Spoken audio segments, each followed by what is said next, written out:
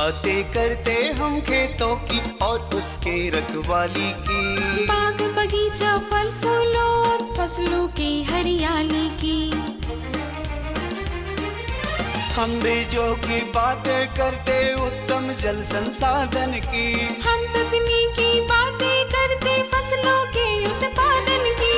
हर किसान का सपना सच हो जीवन सुखद बनाने को, गाँव-गाँव के हर आंगन का प्यारा सा ये दर्शन। कृषि दर्शन, कृषि दर्शन, कृषि दर्शन, कृषि दर्शन, कृषि दर्शन, कृषि दर्शन, कृषि दर्शन, कृषि दर्शन। खेतीबाड़ी की हर पहलू से रूबरू कराता हमारा खास कार्यक्रम कृषि दर्शन में सभी किसान भाई बहनों का स्वागत है।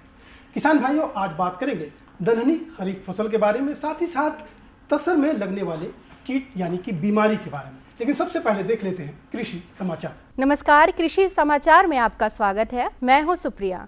आइए देखते हैं आज कृषि समाचार में क्या है खास।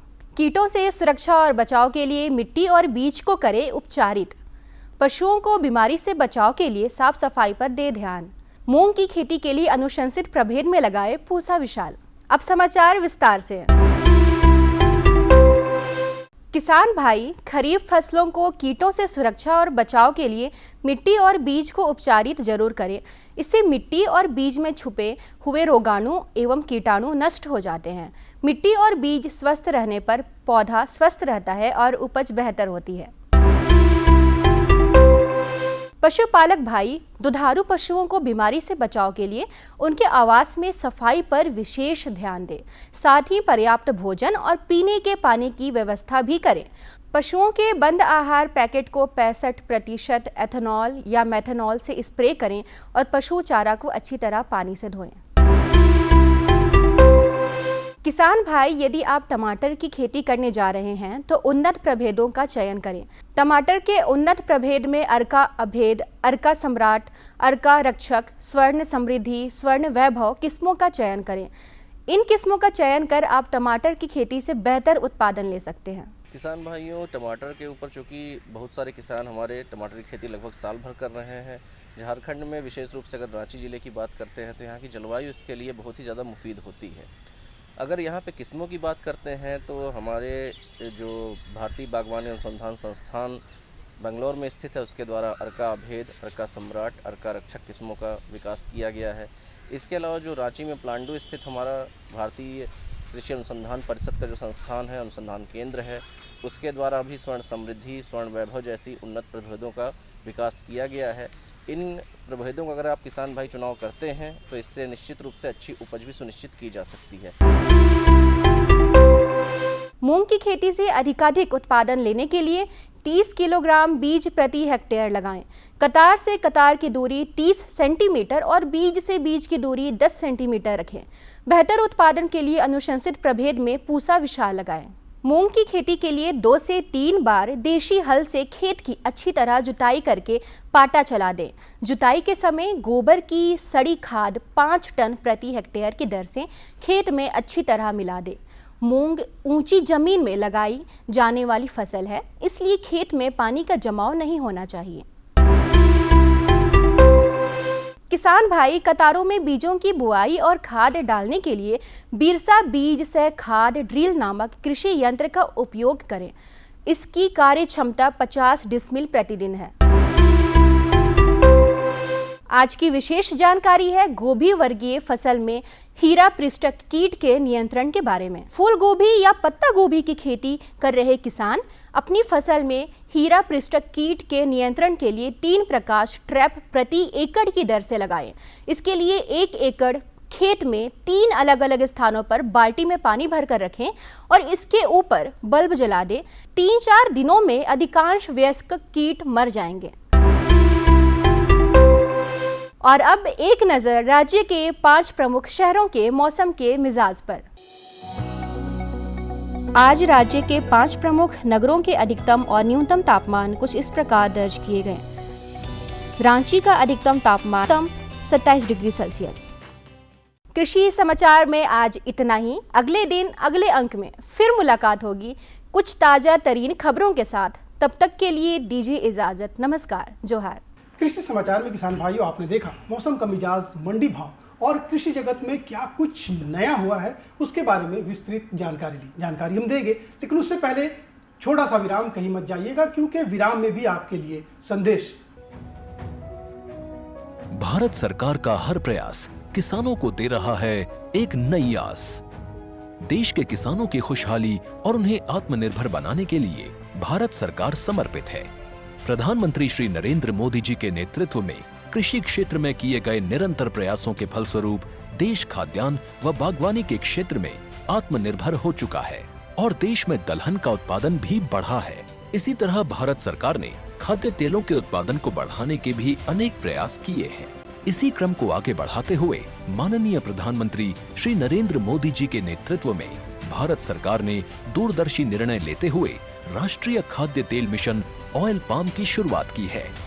इस मिशन से देश भर के किसानों को बहुत लाभ मिलेगा। कृषि के पूंजी निवेश में वृद्धि होगी, खाद्य तेल आयात पर देश की निर्भरता कम होगी और रोजगार के नए अवसर पैदा होंगे। खाने के तेल में आत्मनिर्भरता के लिए अब राष्ट्रीय खाद्य तेल मिशन ऑयल पाम का संकल्प लिया गया है।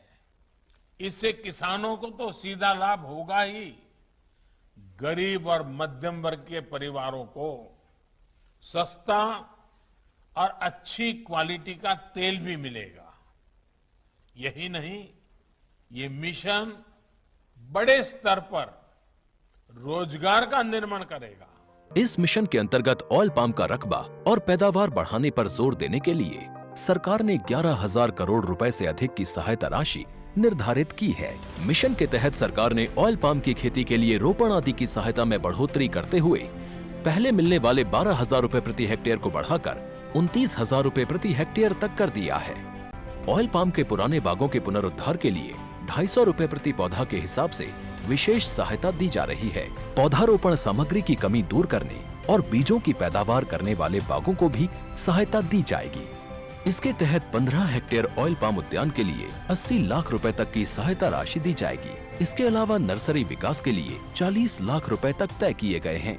पूर्वोत्तर और अंडमान राज्यों के लिए विशेष सहायता का भी प्रावधान है। ऑयल पाम के किसान ताजे फलों के गुच्छे यानी FFB का उत्पादन करते हैं, जिनकी वर्तमान में कीमतें अंतर्राष्ट्रीय मूल्यों में उतार चढ़ाव के आधार पर तय होती हैं। पहली बार केंद्र सरकार ताजे फलों के गुच्छे की कीमत के लिए किसानों को आश्वासन दे रही है। ये व्यवहार्यता मूल्य यानी VP कहलाएगा, यानी किसानों को कोई घाटा नहीं होने दिया जाएगा। व्यवहार्यता मूल्य VP तय करने की शुरुआत 1 नवंबर से होगी और अगले वर्ष 31 अक्टूबर तक जारी रहेगी। इसे ऑयल पाम वर्ष कहा जाएगा। इस योजना के तहत वर्ष 2025-26 तक ऑयल पाम का रकबा 6.5 लाख हेक्टेयर सृजित करने और कच्चे ऑयल पाम की पैदावार वर्ष 2025-26 तक 11.20 लाख टन पहुंचाने का लक्ष्य निर्धारित किया गया है। सरकार के इस महत्वपूर्ण निर्णय से देश में ऑयल पाम की खेती करने वाले किसानों में विश्वास पैदा होगा और वे खेती का रकबा बढ़ाएंगे। इस तरह पाम ऑयल का उत्पादन भी बढ़ेगा, जिससे किसानों की आय बढ़ेगी और ग्रामीण अर्थव्यवस्था भी सुदृढ़ होगी। खरीफ मौसम में दलहनी फसल की उत्पाद में की तकनीक क्या है, इसके बारे में आज आपको हम जानकारी दिलवाएंगे।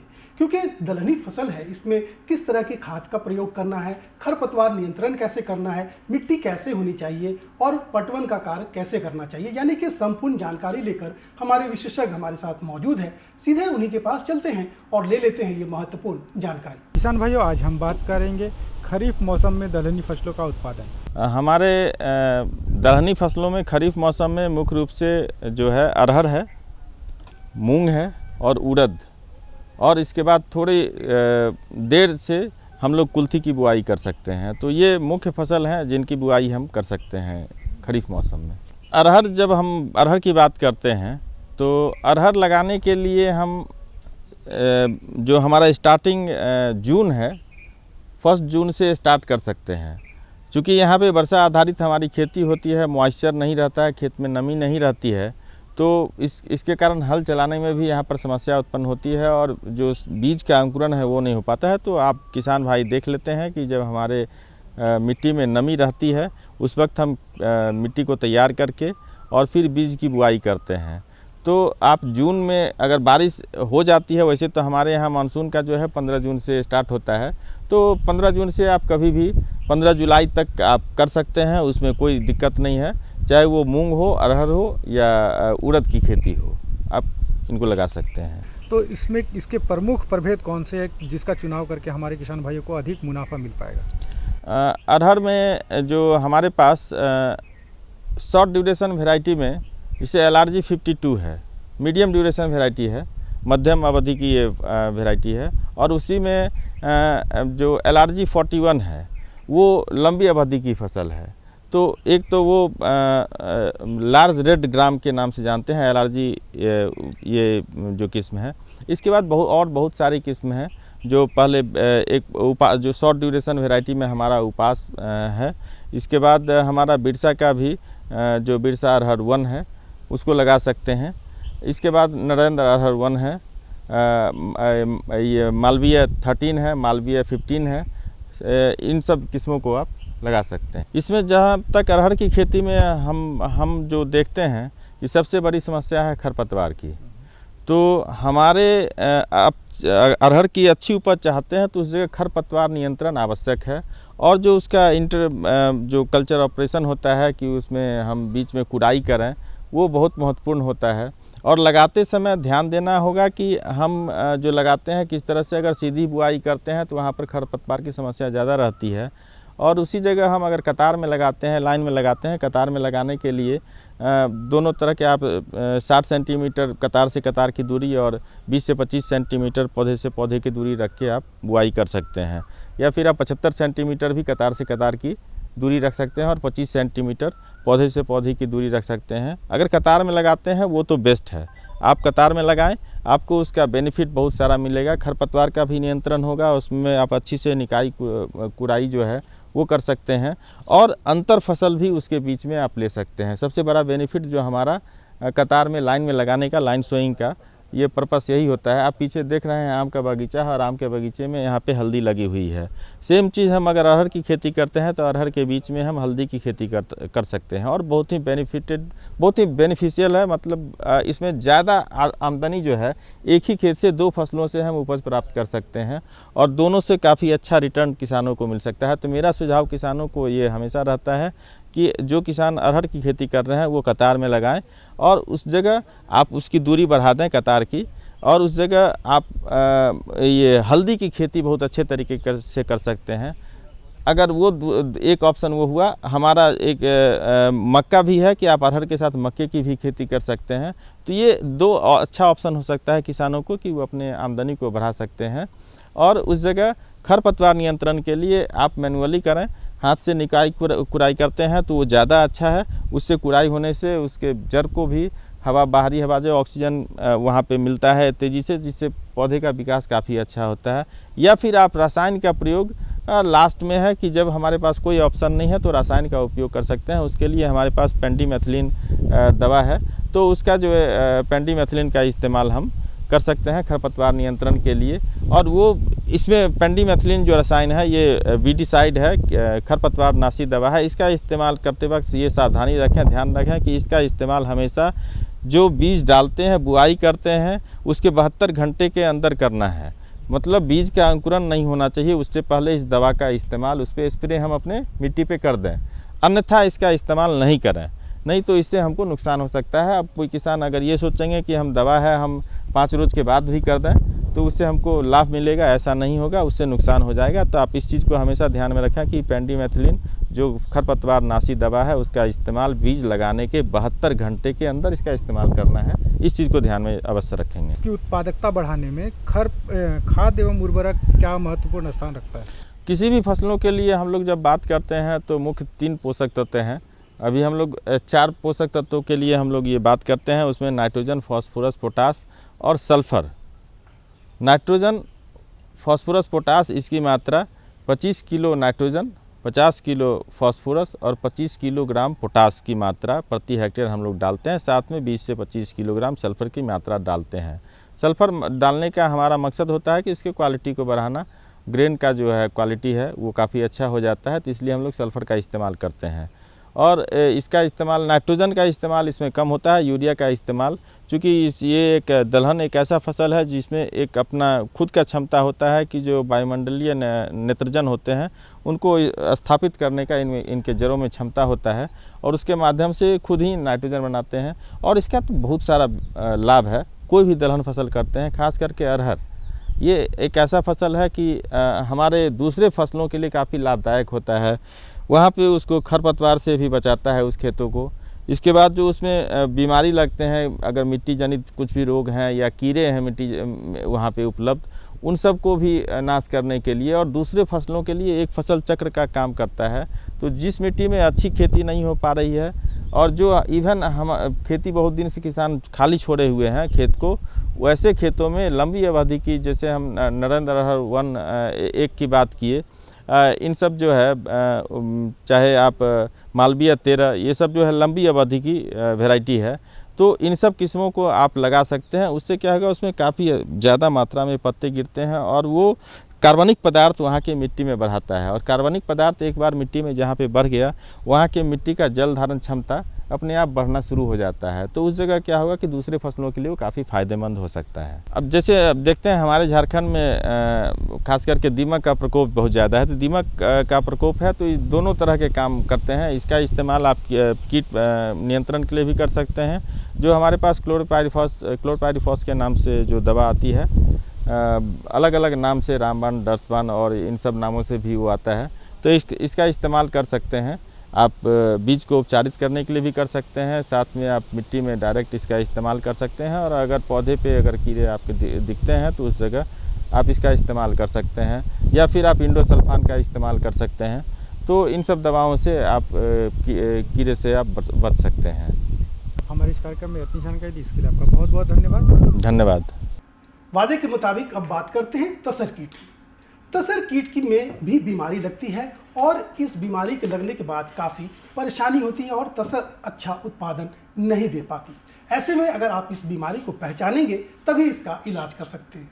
तो चलिए, तसर कीट में कौन कौन सी बीमारी लगती है और इसका कैसे उपचार करते हैं, हमारे विशेषज्ञ संपूर्ण जानकारी को लेकर आपके सामने मौजूद हैं। सीधा उन्हीं से बात करते हैं और जान लेते हैं क्या है बीमारी और क्या है इसका इलाज।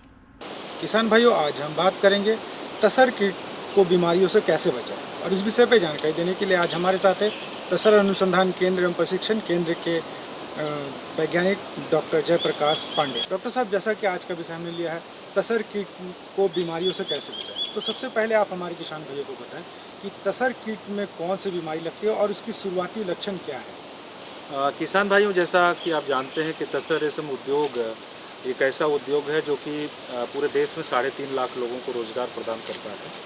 तो इसमें जो प्रमुख बीमारियां हैं उसमें सबसे प्रमुख बीमारी आती है वो पेब्रिन रोग का आता है, और दूसरा बीमारी सबसे प्रमुख बीमारी है जो कि वायरस जनित जो रोग होते हैं उनके द्वारा जो बीमारी फैलती है। तो कभी कभी अगर इन रोगों का प्रकोप बहुत अत्यधिक हुआ तो लगभग 60 से 70% नुकसान इन दोनों बीमारियों को लेकर के हो जाता है और किसान भाइयों को काफ़ी आर्थिक नुकसान का सामना करना पड़ता है। तो ये जो दो प्रमुख बीमारियां हैं इनके निदान की बहुत ही आवश्यकता है, और देख रेख से और बहुत सारे ऐसे हमारे यहाँ तकनीकी उपलब्ध कराई गई हैं संस्थान द्वारा, जिसके उपयोग से काफ़ी हद तक इन बीमारियों को कम किया जा सके। ये तो अब सबसे प्रमुख बात आती है कि शुरुआती दौर में हमारे कृषक बंधु कैसे पहचानेंगे कि उनके कीट में बीमारी लग चुकी है, और लग चुकी है तो उसका निदान कैसे करेंगे। किसान भाइयों, जैसा कि आप जानते हैं कि तसर के जो कीट पालन का कार्य प्रारंभ होता है आपको जुलाई के महीने में, लेकिन अगर इन बीमारियों से आपके तसर कीट को बचाना है तो यह कार्य आपको अभी से प्रारंभ कर देना होगा। यह सबसे उचित समय है, क्योंकि जून जुलाई का जो महीना है यह बीमारियों से बचाने के लिए उसके पहले की क्या क्या तैयारी करनी है उनके लिए सबसे उपयुक्त है। जैसे सबसे पहला कार्य बताएंगे कि इस समय पे जहाँ पे कीट पालन प्रक्षेत्र है, जैसा किसान भाई जानते हैं अर्जुन आसन के पौधों पे प्राय हम कीट पालन करते हैं, तो अर्जुन आसन के पौधे के आसपास जो साफ़ सफाई का ध्यान रखना बहुत ज़रूरी है। साफ़ सफाई में जैसे है कि वहाँ की घास हटा दें, सो दैट अभी सनलाइट बहुत तेज़ है, टेम्परेचर 42 से 43 डिग्री है, तो बहुत सारे ऐसे बैक्टीरिया और वायरस हैं उनका ग्रोथ वहाँ पे कम हो जाएगा। साथ ही बहुत सारे ऐसे पेस्ट हैं उनका भी प्रकोप कम हो जाएगा। दूसरा है इसके साथ साथ जहाँ पे कीट पालन करना है, जैसा कि हम ग्रेनेज हाउस में भी देखते हैं, प्लस इसके साथ साथ हमारे प्रक्षेत्र में जहाँ पे कीट पालन प्रक्षेत्र है वहाँ पे ब्लीचिंग पाउडर और चूना का छिड़काव कर दें। 9 भाग आपको लेना है चूना, 1 भाग ब्लीचिंग पाउडर ले करके उसका छिड़काव आपके कीट पालन प्रक्षेत्र में कर देना है। इसके बाद जो अवस्था आती है कि कीटों की बीमारियों को कैसे पहचानें, तो सबसे पहली बीमारी जो होती है पेब्रिन रोग का होता है। तो पेब्रिन रोग में अगर हम देखेंगे तो पेब्रिन रोग में एक कीट के ऊपर, तसर कीट के ऊपर एक छोटा छोटा स्पॉट्स आ जाता है ब्लैक कलर का, जिससे हम पहचान लेते हैं कि इसमें पेब्रिन रोग लग चुका है। तो ऐसे कीट को कीट पालन प्रक्षेत्र से हटा करके तत्काल उसको जला दें, या तो 3 फीट नीचे गड्ढे को खोद करके उसमें ब्लीचिंग पाउडर और चूना डाल करके उसको ढक दें, सो दैट वो बीमारी दूसरे कीटों में नहीं पहुंचेगी। दूसरा एक होता है वायरस जनित रोग होता है। वायरस जनित रोग भी किसान भाइयों बहुत ही घातक होता है और इससे कभी कभी पूरी की पूरी फसल समाप्त हो जाती है। तो वायरस के रोग में क्या है कि जब भी आप आर्द्रता, वातावरण में आर्द्रता बढ़ती है और टेम्परेचर बढ़ता है, उस समय ये बीमारी काफ़ी प्रकोप में आती है। इस बीमारी का प्रकोप बढ़ता है और आपके कीट पालन प्रक्षेत्र में आप देखेंगे कीड़ा आपका उल्टा लटक जाता है। प्रायः इस बीमारी का प्रकोप 5वीं अवस्था में होता है, जिस समय किसानों के लिए कुछ करना बहुत ही दुष्कर कार्य होता है। और उस समय पे हमको क्या करना है कि जैसा कि आपको बताया गया कि हमारे यहाँ जो औषधि है, जैसे शुरू से ही अगर आप देख रेख का कार्य करते हैं, ब्लीचिंग और चूना का छिड़काव करते हैं, साथ ही साथ अपने कीट पालन प्रक्षेत्र में एक LSM होता है, एक दवा होती है हमारे यहाँ लीफ सरफेस मार्क्रोस, उसका छिड़काव पत्तियों पर करना होता है। दूसरी एक दवा है जीवन सुधा। जीवन सुधा के प्रकोप से भी आप काफ़ी जो बैक्टीरिया जनित रोग है, वायरस जनित रोग है, इनसे काफ़ी हद तक आप बचाव कर पाते हैं, क्योंकि जीवन सुधा में एक ऐसा हमारा अवयव होता है, जैसे आप देखिए भूमि आला, चिरैता, हाँ, ये सब चीज़ें होती हैं उससे मिले हुए, उससे उसके छिड़काव से काफ़ी हद तक बीमारियों का बचाव हो जाता है, बीमारी कम लगती है और किसान भाइयों का अच्छे से अच्छे कोसे का उत्पादन होता है। अब बात आती है कि मान लीजिए बीमारी लग चुकी है, तो इसकी रोकथाम कैसे करेंगे कि ताकि अधिक से अधिक ना फैले? इसके लिए भी कोई दवा अगर है तो उसके बारे में भी आप हमारे कृषक भाइयों को बताएं। बीमारी जब लग जाती है, जैसे विशेषकर वायरस जनित बीमारी जिस कीट को लग जाती है, उसका सबसे सही उपाय है कि जो ऐसे कीट पालन प्रक्षेत्र में जब आपको दिखाई पड़े, तुरंत उस स्थान से उस कीट को हटा दिया जाए और इसके बाद बिना हाथ धोए किसान जो है उस परिक्षेत्र में फिर से न जाए, नहीं तो दूसरे कीटों में भी वो बीमारी फैलेगी। तो ऐसे जो उल्टे लटके हुए कीट हैं या ऐसे कीट जिनके ऊपर बीमारी के लक्षण आ चुके हैं, जैसे आप देखते हैं उनके ऊपर बताया हमने काले कलर के स्पॉट्स हैं, तो उनको तुरंत वहाँ से कीट पालन प्रक्षेत्र में हटाएं। दूसरा क्या है कि अगर आपके प्रक्षेत्र में बीमारी का प्रकोप तेजी से बढ़ा है तो आप वहाँ ध्यान रखें कि जो पौधों के बीच में जो गैप है उनकी पत्तियाँ थोड़ा कम हटाएं, जिससे वहाँ पे हवादार स्थान बना रहे।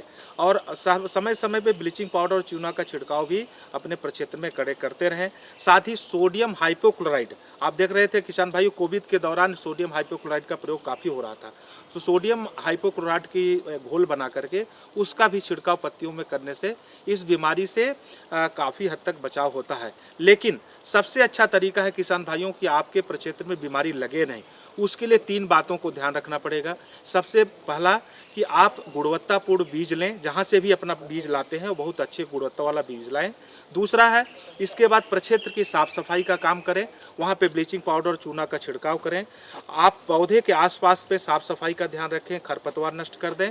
और इसके साथ साथ जब भी आप रेयरिंग प्रारंभ करते हैं उसके दौरान जो हमारे संस्थान द्वारा अनुशंसित है, जैसे LSM का 2 बार छिड़काव करना है, पहली और दूसरी अवस्था में, इसके साथ जीवन सुधा जो हमारी औषधि है उसका प्रयोग करिए।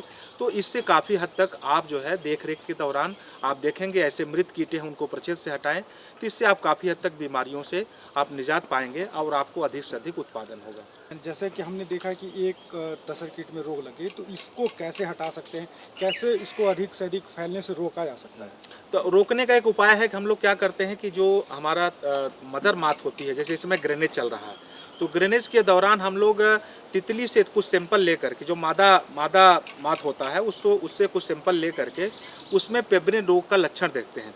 पेब्रिन रोग माइक्रोस्कोप में जब देखा जाता है, चावल के दाने के बराबर छोटे छोटे कीटाणु उसमें दिखाई पड़ते हैं माइक्रोस्कोप के द्वारा। तो ऐसे मदर मात को हम बीज उत्पादन के लिए कभी उपयोग में नहीं लाते हैं, उसको वहाँ से तत्काल हटा देते हैं। जिसमें ऐसे लक्षण नहीं पाए जाते हैं, जिसमें ऐसे रोग नहीं दिखाई पड़ते हैं, उन्हीं का उपयोग हम आगे करते हैं। दूसरा है, हमारे पास संस्थान द्वारा अंडे को धुलाई के लिए कभी कभी देखा गया किसान भाइयों की अंडे के द्वारा भी बीज अगर अंडा संक्रमित है तो वो बीज हम उपयोग में लाते हैं तो उससे नुकसान होता है। और अंडे के ऊपर वाले सरफेस पे भी हमारे कुछ ऐसे बीमारी के कीटाणु है जो कि रहते हैं, तो उसके लिए हमारे संस्थान ने अंडों को वाश करने के लिए एक डेपुराटेक्स नाम का एक केमिकल बनाया है, जिससे हम लोग उससे वाश करके अंडे को भली भांति वाश करके तब उसका प्रॉपर इंक्यूबेशन करके फील्ड में ले जाते हैं। तीसरा एक विधि है कि हमारे संस्थान ने एक और प्रणाली डेवलप की है जिसको हम कहते हैं PBS, पेब्रिन विजुअलाइजेशन सोल्यूशन। उस सोल्यूशन का एक ड्रॉप ले करके हम स्लाइड पर रख करके माइक्रोस्कोप के द्वारा जब करते हैं तो काफ़ी स्पष्ट रूप से हमको पेब्रिन बीमारी के लक्षण के दिखाई पड़ते हैं। अगर उसमें हमको दिखाई पड़ा कि यहाँ पे चावल के छोटे छोटे दाने जैसे कण दिखाई पड़े अगर माइक्रोस्कोप में 650 मैग्नीफिकेशन में, तो हम जान लेते हैं कि इसमें पेब्रिन रोग है। तो ऐसे मदर मास से निकले हुए अंडे को हम जला देते हैं, उसका उपयोग हम बीज उत्पादन के लिए नहीं करते हैं। किसान भाइयों को यह प्रशिक्षण आसानी से दिया जा सकता है और वह इसकी जांच स्वतः भी कर सकते हैं। और हमारे झारखंड राज्य में कुछ ऐसे कम्युनिटी रिसोर्स पर्सन हैं जिनको इस तरह का प्रशिक्षण दिया गया और बहुतायत वो लोग प्रशिक्षण करके और बीज उत्पादन का कार्य प्राइवेट सेक्टर में भी कर रहे हैं। तो किसान भाई बहनों, आपने देखा कि तसर में किसी तरह की बीमारी लग जाती है तो उसका उपचार कैसे करना है। विशेषज्ञ ने जिस तरह से बताया आपको वैसा ही करना है और बीमारी से निदान पाना है। फिलहाल आज के लिए इतना ही, लेकिन जाने से पहले आप हमारा पता लिख डालिए। हमारा पता है कार्यक्रम कृषि दर्शन, कृषि प्रकोष्ठ द्वारा केंद्र निदेशक, दूरदर्शन केंद्र, रातू रोड, रांची। पिन संख्या 834001। तो हमें रहेगा बेसब्री से आपके खतों का इंतजार। तब तक के लिए दीजिए इजाजत। नमस्कार।